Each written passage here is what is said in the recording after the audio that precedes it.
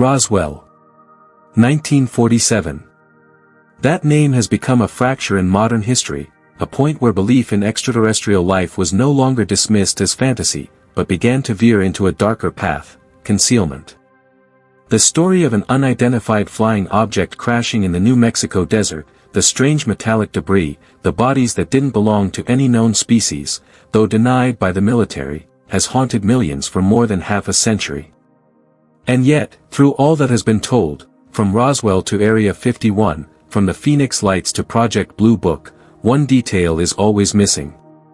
No one ever truly encountered a living extraterrestrial being. We've only heard of mummies, specimens, cold dissections, but never has one of those beings looked a human in the eye and responded. Or at least, that's what they want you to believe. January 1996. Varginha, Minas Gerais, Brazil. A peaceful land of farms, dusty red roads, and the soft fog of the South American highlands. Then, on a misty morning, an unidentified flying object appeared on the radar of NORAD, the North American Aerospace Defense Command. Hours later, it crashed in southeastern Brazil, leaving behind white smoke, a bizarre sound, and a bewilderment never before seen. For years, the incident was dismissed as minor, explained away as a misunderstanding, or worse, a hoax.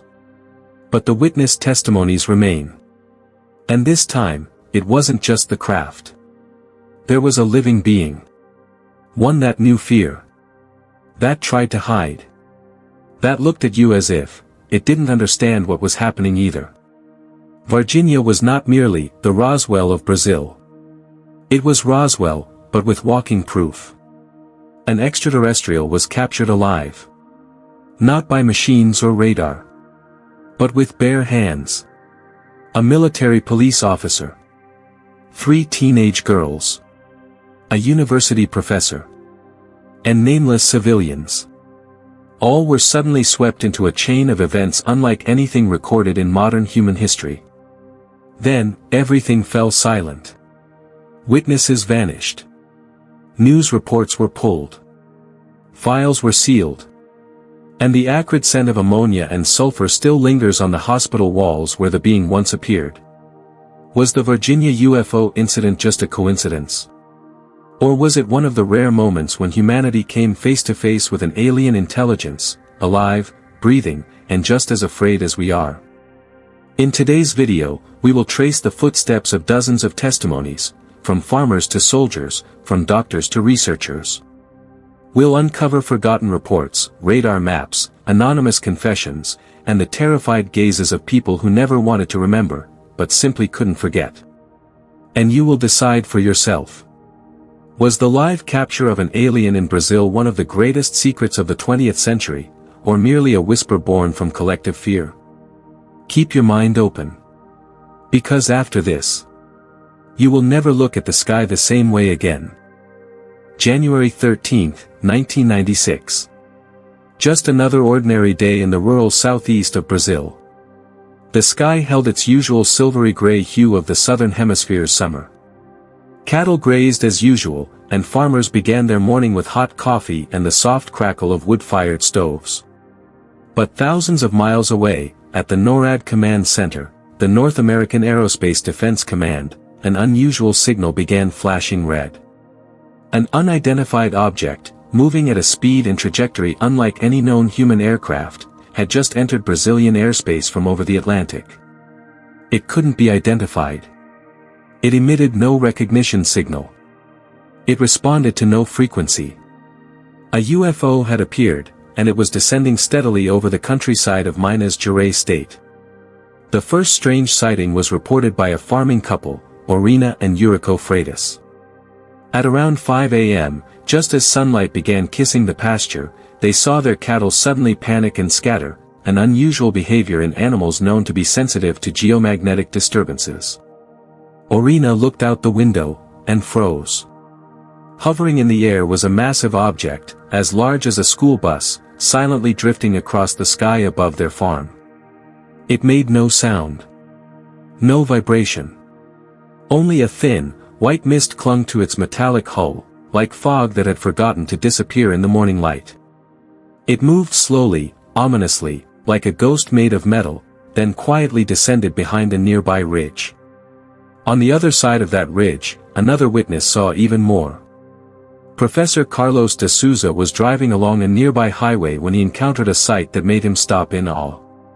Roughly 300 to 400 meters above the ground, a long, silvery-gray cylindrical object drifted erratically, its tail damaged, trailing a white, corrosive-looking smoke.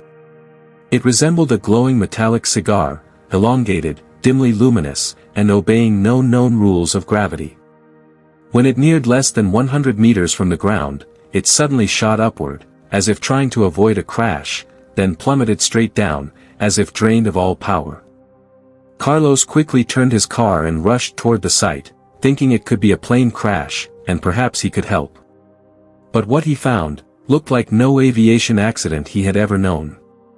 The site was littered with metallic debris scattered across the soil, surrounded by acrid smoke and a pungent, unmistakable odor. The stench of rotting ammonia, like sulfurous eggs left to rot beneath the sun. Carlos began coughing violently.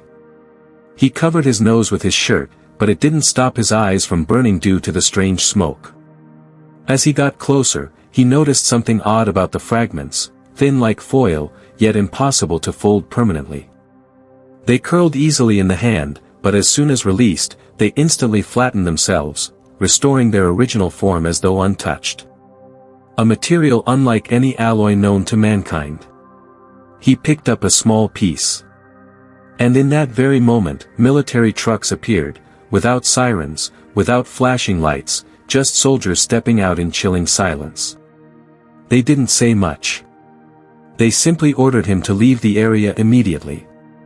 Carlos de Souza, a respected professor, gave a press interview shortly after. And then disappeared from public life for the next 26 years. No email. No teaching. No appearances at any scientific conference again. Some say he was threatened. Others believe he chose silence. But all agree on one thing: Carlos saw something he was never meant to see. At the same time, the traffic camera system on the road where the object fell was mysteriously disabled hours before the incident. No one knows why. Local radio towers also reported frequency disturbances, occurring precisely during the timeframe the UFO appeared, and vanished. Even local farmers spoke of their dogs howling all night long, for no apparent reason. It all happened in silence. And then, dissolved into the morning mist, as though it had never been there. But no one could have guessed. What was left behind from that crash was not just metal, debris, or strange smells. It was life. A living being. And it's still out there. Hiding. January 20th, 1996. Exactly 1 week after the unidentified object fell from the sky. The city of Varginha began its day like any other. But beneath its calm surface, a storm was silently brewing.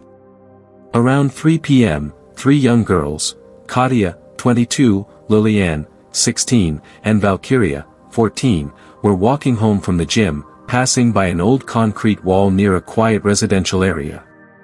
Then Liliane suddenly froze. There's something sitting by the wall. What they saw in that moment was a being that did not belong to this world. Its entire body was covered in dark brown skin, slick and shiny as if it had just crawled out of mud or oil. Its eyes were glowing red, wide open and unblinking, like 2 blood-soaked rubies. Its head was bald, with no ears, no nose, and most disturbingly, no mouth. 3 protrusions rose from the top of its head, like living antennae. Its long, slender arms curled between its legs, trembling as if in fear. But what the 3 girls could never forget was its gaze. It was afraid. Like a lost animal. Like a child abandoned on a strange planet. They screamed, ran, stumbled, and lost their sandals. All of it happened in seconds, but the memory would linger for a lifetime. Luisa, the mother of 2 of the girls, did not doubt them. She returned to the scene with them the same day. The creature was gone, but she found strange footprints pressed into the damp soil. Only 3 toes, long, curved like talons, etched deeply into the cement ground. And she remembered vividly, the smell in the air. Something like a mix of rotten eggs, sulfur, and scorched flesh, an odor that should never exist in a residential neighborhood. At the same time, a sudden large-scale lockdown was imposed in the city center. Brazilian military forces arrived in armored vehicles, fully armed, not like a drill, but like a targeted pursuit. Streets were closed off. People were ordered to stay away from the park, the cemetery, and the wall where the girls had seen the creature. And then, something strange happened. Military police officer Marco Eli Cheriz, while on night patrol with fellow officers, encountered the creature face to face. It was crossing the street, slowly, staggering, as if wounded. Marco didn't hesitate. He stepped out of the vehicle, ran forward, and with bare hands, seized the trembling creature beneath a power pole. It didn't resist, a witness recalled. It only made a faint hissing sound, like wind whistling through a crack in a door. Marco wrapped the being in his jacket and took it to the local hospital. 2 weeks later, Marco was dead.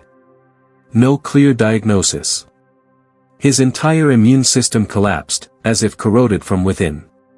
His body began to emit the same foul stench that had haunted the neighborhood, ammonia and rotting eggs, so intense that doctors had to wear double-layered masks. No bacteria. No virus. No antibiotic worked. The final diagnosis was listed as unidentified sepsis. But everyone knew, he had touched something no one was meant to touch. Strangely, the smell never went away. The room where the creature was held stank for days, even after disinfection. Luisa, the girl's mother, had to inhale alcohol vapors for 3 weeks just to stop sensing the haunting odor. A nurse who had helped treat the creature, quit her job, saying, each breath was reliving a nightmare. What was really happening?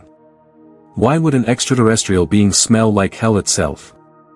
And if Marco died from contact, were those who merely saw or approached it still safe? Whispers began to circulate about an unknown biological hazard. Not a virus. Not a bacterium. But a strange biofrequency, like a vibrational signal incompatible with the human body. A form of poisoning, undetectable by any test. A warning, that can't be heard by human ears. And the being, alive, breathing, moving, what was it? A castaway? A traveler? Or a message, from a place humankind was never meant to imagine? A living being from beyond Earth, captured while still breathing, still responsive, should have marked a seismic turning point in human history. And yet, instead of being brought into the light, it was immediately cast into the shadows, into the cold corridors of military secrecy and political calculation, where truth becomes the #1 enemy of power. According to numerous medical witnesses, those who could no longer keep silent after decades, the captured entity was taken directly to the regional military hospital in Varginha. There, it was not treated, but dissected, as though it were not a sentient life form, but a mere test specimen. One young doctor, known only by the initial L, saw the being firsthand in the emergency room. He later recounted. It didn't resist. It looked at me with eyes like bottomless wells, and I felt as if it was seeing right through me. At the same time, a fleet of unmarked military vehicles was deployed from a base over 300 kilometers away. Hospital staff reported that a group of American officers, affiliated with no known Brazilian unit, quietly arrived in Varginha just hours after the entity was admitted. The American intervention, though never officially acknowledged, sparked a chilling question. Was this from the beginning not merely a local incident, but a global event, overseen by an international network that controls extraterrestrial information? The being was later removed from the hospital in the dead of night, no paperwork, no receipt, no explanation. Those who transported it wore uniforms, but bore no rank insignia, an unmistakable mark of the infamous Black Ops teams known only to exist during top-secret operations. From that point on, every trace of the creature, and of those who had any contact with it, began to vanish from all records. One nurse who had witnessed the autopsy was forced to leave the city, living in seclusion for the rest of her life because, in her words, someone was watching me. Silence descended, but it could not erase the trail. The more threats were made against witnesses, the deeper public suspicion grew. A UFO crash might be random. But a sweeping, deliberate effort to silence everyone involved suggests something far beyond our imagination is being buried at the very heart of modern society. And in that darkness, a question rises, like a cold whisper in the back of the mind. If humanity truly captured an extraterrestrial being, why have we never been allowed to know? Inside the White Hospital room of Virginia, where the strange being was brought in for emergency care, something occurred that no military report would ever mention. A form of contact that required no language, no speech, no movement, only presence, and waves of thought that flooded the consciousness of those nearby. One nurse, who later fell into depression and lived in seclusion for over 20 years, revealed in an off-record interview that at the moment she approached the being, she heard, not a voice, but thoughts. She didn't know where they came from, but they echoed as if her own mind had been overtaken. It didn't open its mouth. But inside my head, there appeared a vivid impression, not of a scene, but of a deep, overwhelming sense of sorrow, of isolation. As if it was trying to show me that humanity had lost its way. Another medical worker, a military doctor, recalled a sensation of being overwhelmed by a surge of data, like a psychic current beyond control. Memories, symbols, and alien concepts appeared all at once in his mind. Scorched planets, beings of light dissolving into nothingness, and a vague warning. You are approaching a boundary that must not be crossed. Some leaked documents even suggest that the entity tried to transmit a message about the forgotten potential of humanity. That within every Homo sapiens lies the capacity to perceive the cosmos beyond the five senses. But greed, fear, and the obsession with control have shut those inner doors. The sensation described by the witnesses was one of consciousness overload, as if the human brain was trying to receive a frequency far too high, where knowledge no longer comes as information, but as spiritual experience. One of those exposed fainted within minutes and awoke with a headache that lasted for weeks, along with recurring nightmares of creatures that had no fixed shape. If what they say is true, then this was not merely an encounter between two civilizations. It was a calling, or perhaps, a final warning. Could it be that this being didn't arrive by accident, but was sent to remind us of what humanity once was, and what it could still become, before it's too late? As soon as rumors about the strange creature began to spread, the Brazilian government and U.S. military agencies simultaneously denied all information. They called it a local misunderstanding, even claiming that what people had seen was merely a deformed homeless man suffering from illness. No UFO crash. No extraterrestrial being. Just mass imagination. But how could it all be mere imagination when over 60 independent witnesses, ranging from children to soldiers, from firefighters to hospital doctors, described the same being, gray-brown skin, blood-red eyes, and a stench so foul it made them nauseous? How could so many people all see the same thing, when the three girls from Virginia still affirm to this day, that thing was not human? And if it was just a prank, why did a young military police officer, Marco Eli Cheriz, die mysteriously just weeks after touching the creature with his bare hands? His medical report was sealed. His family was forced into silence. What happened to those who dared to speak up? They were smeared. They lost their jobs. They lived in fear. Many were forced to relocate. Some retreated into silence. Others disappeared. So the question isn't just, what is the government hiding? But also, why must they hide it? Could it be that the truth behind the Varginha entity isn't just about a UFO crash, but about a secret concerning human nature itself? A truth that could shift humanity's entire understanding of who we are. If the existence of beings who communicate through consciousness is real, then science, religion, and power would never function the same again.